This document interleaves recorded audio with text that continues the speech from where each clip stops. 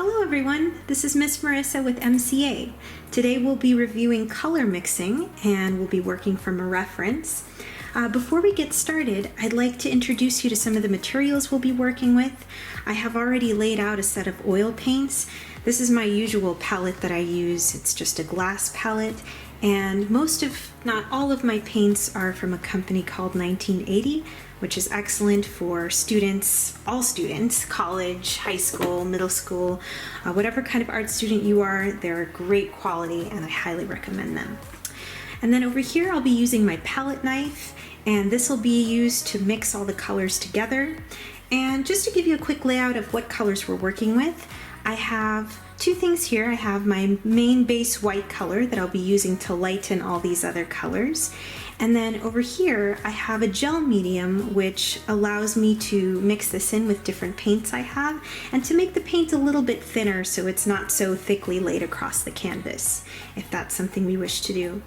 So on these sides here, we have our yellow paints, and from left to right, we have our warm and cool colors. So here we have our warm yellow and our cool yellow, our warm red and our cool magenta. We have our warm blue and our cool blue. These are a little bit harder to distinguish, but just know that if it's on the left, it's a warmer color. And then we have our secondary colors, our green, purple, and orange here. And we can go over the differences between warm and cool colors in another video, but just note that distinction for now. All right, so this is the image we'll be working from. And my reference image is of a set of 5 different balloons that are all different colors. And I thought this would make an excellent reference since they're all very solid colors. So let's go ahead and get started. You'll have your reference material on your end. This will be attached to the video, but I'll bring this out every now and then so you can see. So I'm going to go ahead and start with this red color. This will be a really nice and vibrant red that we're going to try and mix here. So I'm going to take some warm red on this side, lay that out on my palette, and then every time I take a color, I'm just going to wipe that off on my towel.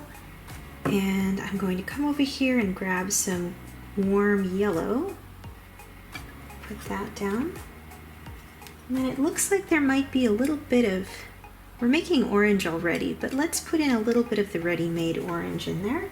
If you don't have that, that's no problem. As long as we have the primary colors, both warm and cool, then we should be able to mix this.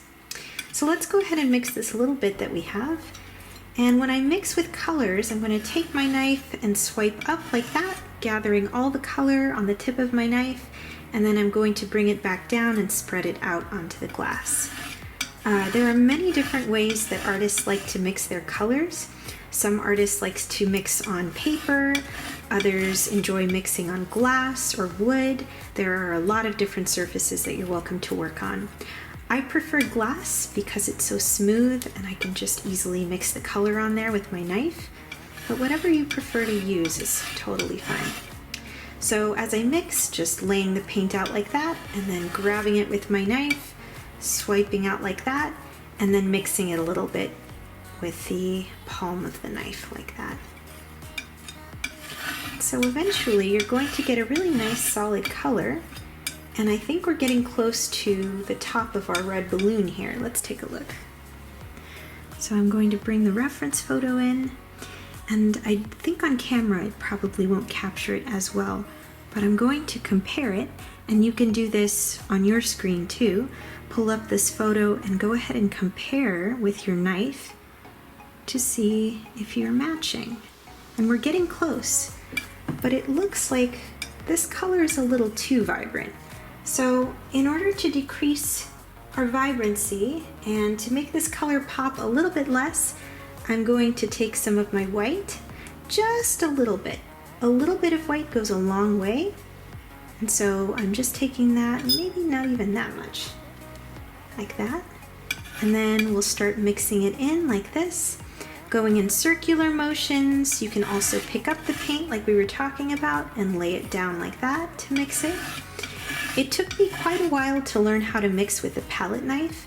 Eventually it becomes like second nature, your wrist learns. but when you're barely starting out, it's okay if you're not able to mix the color fully, and it might take a little bit more time, but you'll definitely get the hang of it.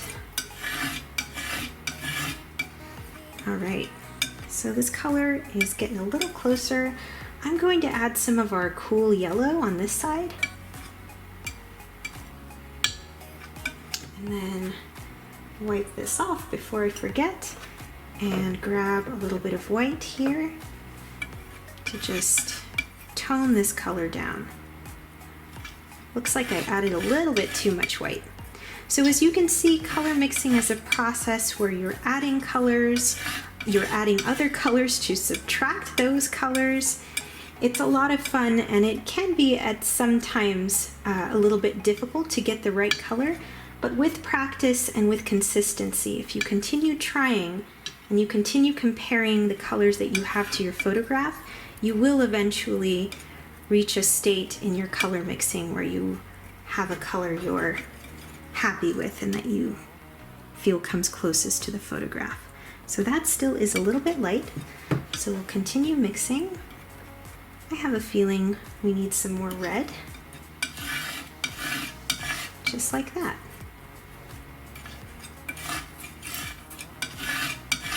So I'm going to go a little bit faster here. Feel free to slow the video down or rewind it. Looks like we're getting close. Yeah. I know the screen here doesn't I don't think accurately depict what we're looking at here, but we're getting closer. So I'm going to add some more red and just a touch of magenta just to cool this down a little more, like that. Just like that. There comes a point where you continue comparing it, and we'll add a couple more colors. I see just a tad bit of purple to cool it down some more. There comes a point where you reach a happy medium with your color, and you can sit the color down on this side and we can move on to the next one. All right, if we have time, we'll do 2 more balloons. All right, compare that color again. We're getting closer. Bring in a little more magenta. Color mixing can also be a really relaxing process too, and I enjoy doing this when I first start painting.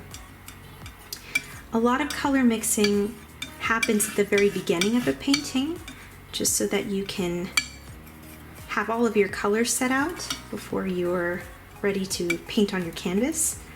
And so it's all, it's always a really nice idea to have some time before you start to just mix all your colors so you can lay them out. All right. That's looking, to me, a lot closer to that lighter side. So I'm going to gather all of this like that, and I'm going to lay it out and put my pressure down on the knife so that I can get the excess color off. All right. So the other tool that I forgot to mention at the top is this tool right here, and this helps me shave all of the paint off of my surface so that I don't have any left and I don't have to worry about staining my next color. There we go. And this is a knife that you can find at your local Office Depot. You don't even really need to go to an art store for this one. All right. So, looks like we have time for one more color. So let's mix this really nice blue right here. Let's mix that light color at the top. I'm going to wipe my knife down. Make sure you always wipe your knife down before you start a new color. That way you won't stain the one you have.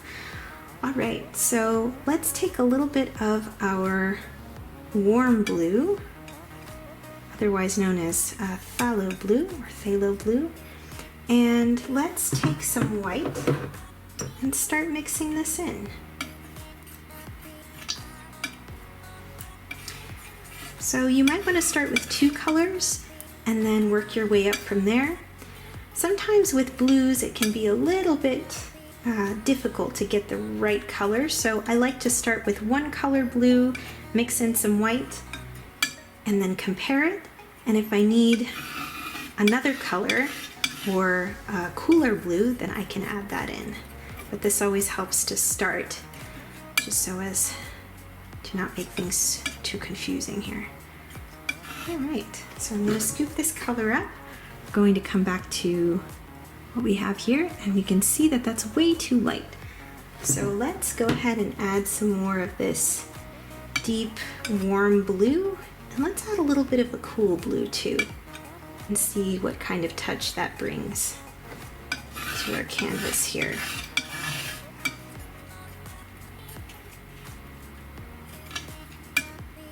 So mixing like that, back and forth, laying it out, picking the knife, picking all the colors up on the knife, and then spreading them out. And when you speed up this process, that's what it looks like, or you can mix it in like that. Right, so this color is a lot darker. Let's go ahead and compare that. Ooh, we've gotten very close to that color. What do you think? I think that looks pretty good. If I want to give it a little bit of a twist here, we can add a tiny bit of yellow just for some variation, and that's going to make it very green if we add too much, so let's not get carried away. Let's add just a little bit in there, and it'll change the color just a tiny bit. Let's take a look. Oh yeah, I think that's very close. I like that a lot. So I'm going to go ahead and now with my knife, and you'll notice with my hand gestures too, I'm holding the knife here with my thumb and bottom fingers here, and I have my index finger on the metal area here, and I'm just going to go ahead and put pressure down on all of that, slide the knife across the glass, and pick up all of this paint. This was a little difficult for me when I first started painting, but I eventually got the hang of it, and you will too. Great. So now we have 2 of our colors from our set of balloons here, and since we are running out of time, I'm going to stop our tutorial here, but just know that we could make all of these colors with all of these paints here. And even if you didn't have access to these 3 right here, we can still make all of these colors with our primary colors. Just as long as we have both our warm and cool primary colors in each set, then we're good to go. So I'm going to go ahead and take my knife now here, and I'm going to put pressure down. There are some things that our regular pellet knife can't get to. So we're going to scrape this off with our little knife there, and then I get to wipe that off. And just as a note, cleanup is always super important when we're dealing with oils, because they do smell very strong and also can leave stains. I've had so many shirts stained up, so let's just be sure to clean up our space. And if you have an area to store your palette into, I highly recommend that.